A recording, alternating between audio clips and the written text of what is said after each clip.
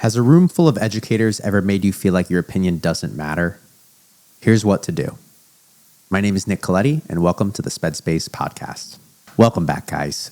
I'm recording this in the past for the future.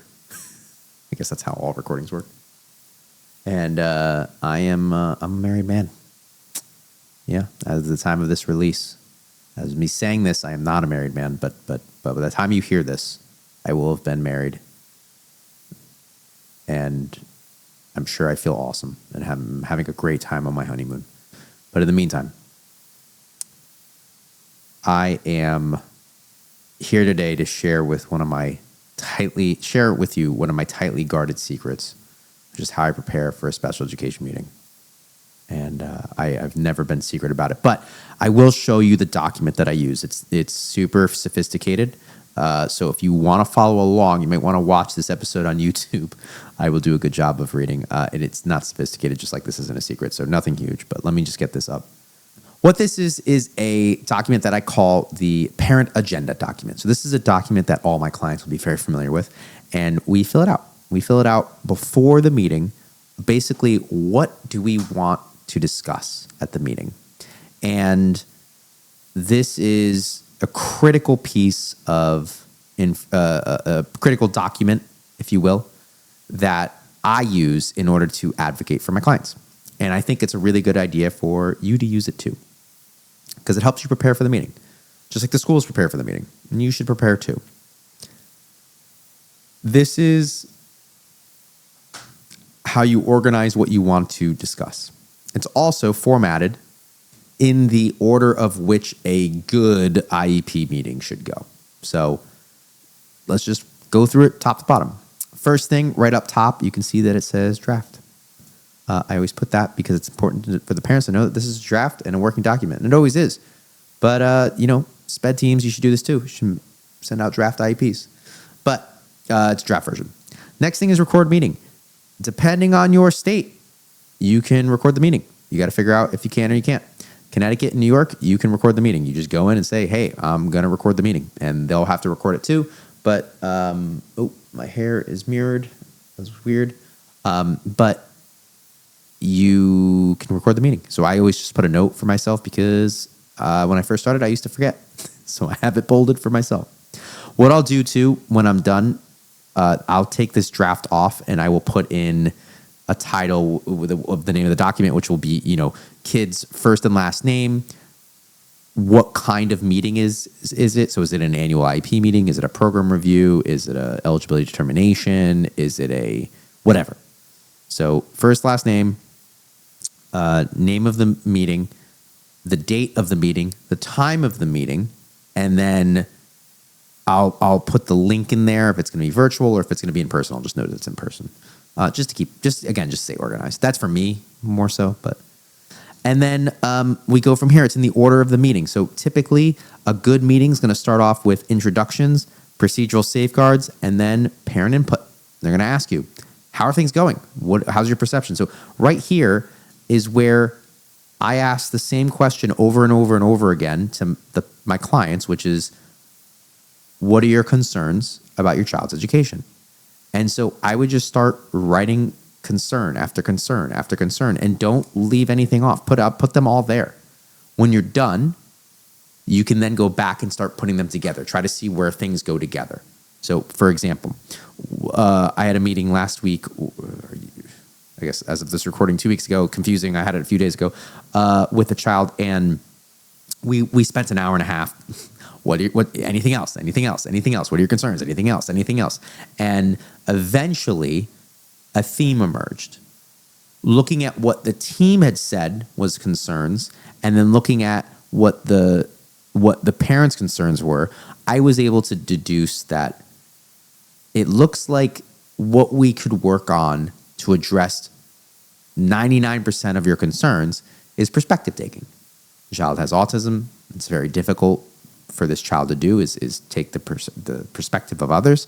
And it sounded like it would address a lot of these issues. A lot of what the child is saying, a lot of what the parent is saying could be addressed by learning that skill. So And looking at what the school was trying to do, it's kind of what they were doing too. So let's just make that an official goal. Let's make that the focus. So you can take your concerns and then look for what's a common theme. What is the thing that you're looking at? Because it's going to be very hard for you to ask for like 20 goals, depending on the severity of disability, of course, and severity, the impact. But it's not that hard to ask for one or two, right? So if you can come up with a common theme that goes through all of your concerns, then we can develop that into a goal. And not every concern becomes a goal either. Like if you have concerns with a teacher's, teaching style or the amount of homework they're getting sent home or whatever, right? Like there's lots of things that maybe it's an accommodation or whatever. There's things that can be addressed. But again, you're going to write down all of your concerns, okay? And later we're going to put that into the prepared written statement. We'll get into that later. I've also had episodes on that too, so go check those out. The next thing after you give an update is the team gives an update. So I will, if we want to hear from someone specifically, I will write a note here, but usually I leave this blank and I'll fill it out in the meeting. Obviously, this is easier to fill out if you're virtual, but if you're in person, just take notes. If you have a question about math, if you have a question about English, this is where you'd put it. Like ask Mr. English, what happened with the essay last quarter or whatever it may be, or like, how do you see that they're doing with their goals in class? If they have like a writing goal, how is their progress showing up in the classroom, in the gen ed classroom, something along those lines. Next thing you get into is the present levels of performance. Guys, in every state, it might be worded slightly differently, but these are just kind of the general names of these things. But basically, this is your baseline data, strengths, concerns, and impact statement. Really important part of the IEP. One of the most important parts of the IEP. And again, this is where you would put, if you want to put your strengths in or concerns in about your child, you can put them in here. Again, if you want to organize them into specific categories, they're always going to be in specific goal areas. So if there are reading concerns, there's a reading section. If there's math concerns, there's a math section. If there's communication concerns, there's a communication section, et cetera, et cetera. Transition, if applicable. And this is a few different things. So there's the transition between preschool to elementary, elementary to middle, middle to high school. There's also, once your child hits the age of 14, depending on the state, generally around 14, 8th grade-ish, 7th, 8th grade, you have transition goals that come into play. And so that is another area that needs to be discussed too. And what that is transition to life after graduation or life after high school. What does that look like? And, if you're just getting into that, just a quick thing, I make a whole episode about that. I haven't thought about that in a while, but if you're looking at a 13 or 14-year-old, you're starting to explore what they might be interested in doing, maybe clubs they want to start getting involved in, different opportunities, things like that. Nothing too crazy.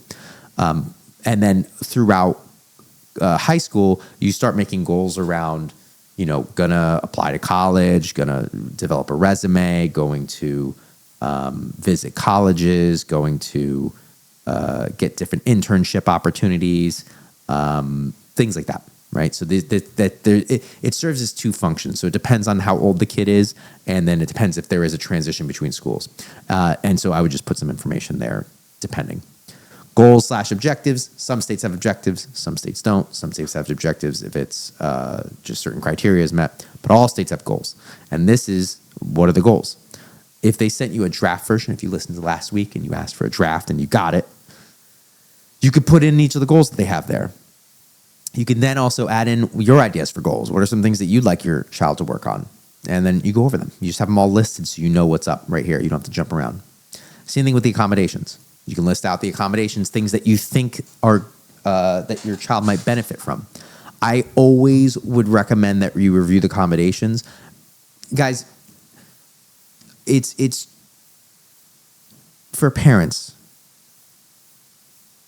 It's difficult sometimes to let things go when it comes to the IEP. And for good reason. It's really hard to get them in the IEP in the first place. So I understand and I empathize why it's sometimes hard to let things go. And you shouldn't just let things go.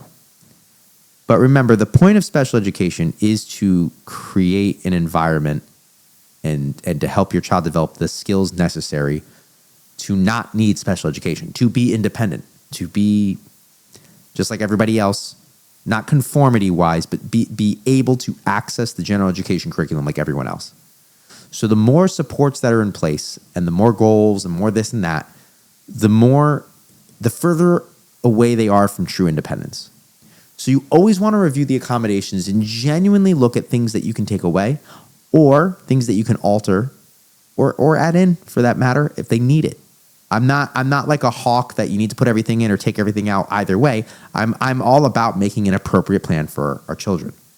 And so what I'm saying is, be open to removing things if your child's doing really well. If your child's doing really well, be open to start looking and exploring where you can start pulling things away. Eventually, if you get to a point where if you pull anything else away, they start failing, well then, okay, you've hit your point. This is where you need to operate from. And still, in the future, you still should always review. You should always think about how can we be making things more realistic, more representative of the actual environment. Services, another critical section. What are the services your kid's getting? This is like if you want to get, sometimes parents want to ask for more services or this and that. Have that outlined here, and what is your data to support that? Why should they get another 30 minutes of speech per week? Why should they get another block of academic lab or resource room or whatever it's called in your area a week? Why? What is your proof for that? What are you referring to? Okay. Another thing, about just jumping to the goals and objectives spot. This is also where you would review the progress reports from the final year, or the previous year, and what they mastered and didn't master, and kind of going through that as well. So I would list like previous year's goals and objectives, and then this year's goals and objectives. If your child is up for triennial testing or reevaluation, that would be here as well. So every 3 years, all children at the very least should be getting tested. So if theirs is coming up, you can check that at the top of the IEP or maybe on the second page, wherever like the demographic information is. It'll say when their most recent evaluation was. If theirs is coming up within the next calendar year, you should be planning for it at the annual meeting and just signing off on it. What that does is it eliminates the need for you to go back for another meeting, and it also gets the team ready to go so they can start testing your kid. There's a few other parts of the IEP that may be applicable to you. ESY is usually a big one, extended school year. So if applicable, again. And there's also transportation services, things like that. We can get into ESY another day about like what qualifies. But again, like what's your data to support that they qualify? And then anything else that wasn't mentioned here. Once you fill all this out and you review it and you kind of edit it, then you take all this information and you develop a prepared written statement, which I forget what episode it was.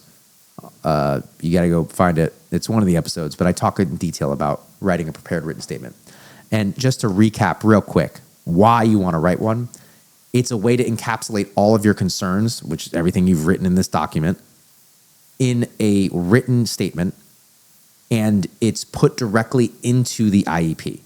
So what does that do? Creates a written record. Obvious. Not so obvious. Every concern that's listed in the present levels of performance, and that's where typically the parent input section is, has to be addressed in the IEP.